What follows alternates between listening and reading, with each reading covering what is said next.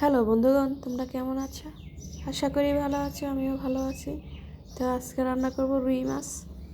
তো এখানে দিয়ে দিলাম হলুদের গুঁড়ো, শুকনো মরিচের গুঁড়ো, ধনিয়ার গুঁড়ো আর লবণ। তো এগুলি দিয়ে ভালো মতো মাখিয়ে নেব। তো মাছগুলি এখন একে একে ভেজে নেবে। এদিকে আমি কড়াই বসিয়েছি, কড়াইতে তেলও দিয়েছি, তেলটা ভালোভাবে গরম এসে গেছে। তো আমি তেলের মধ্যে একটু লবণ ছিটিয়েছি যাতে মাছগুলো লেগে না যায়।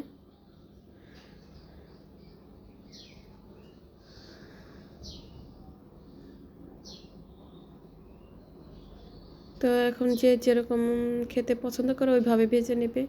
কেউ হালকা, কেউ হয়তো একটু বেশি করে ভাজো।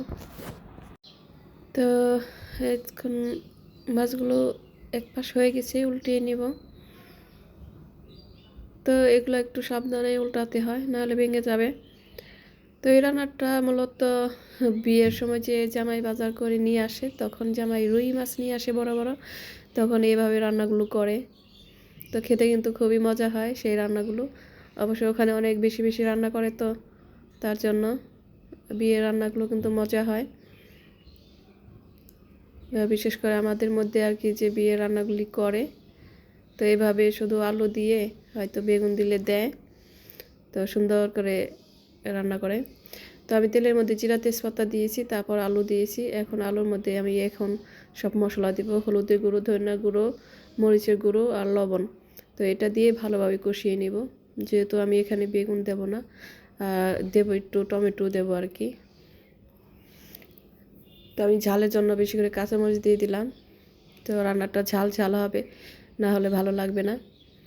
তো ভালোভাবে কষিয়ে আমি একটু জল দিয়ে একটু কষিয়ে নিলাম, না হলে মশলাগুলো পুড়ে যাবে, তিতা লাগবে। তো এই যে কষানো শেষ। তো আমি একটু জল দিয়ে ভালোভাবে ঢেকে ঢেকে কষাইছি। এখন আলুটা একটু সিদ্ধ হয়ে গেছে, তখন আমি এই ঝোলটা দিয়েছি। তো এখন মাছগুলো দিয়ে দেব।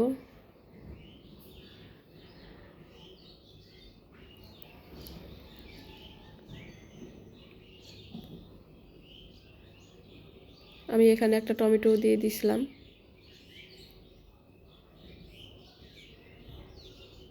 তো এখন এখানে একটা বেগুন দিলেও হয়, কিন্তু আমি যেহেতু শুধু আলু দিয়ে রান্না করব, তো তার জন্য একটু টমেটোটা দিয়েছি একটা। তো এখানে দিলাম আমি একটু গরম মশলা গুঁড়ো। এটাই হচ্ছে মেন বিয়ে বাড়ির রান্নার ইয়ে। তো বড় মাছের তরকারিতে তখন ওরা একটু গরম মশলা গুঁড়ো দেয় আর জিরার গুঁড়ো। তো এটাই টেস্ট অন্যরকম লাগে, একটা সুন্দর। তো এই যে রান্নাটা প্রায় শেষ, এখন নামিয়ে ফেলবো।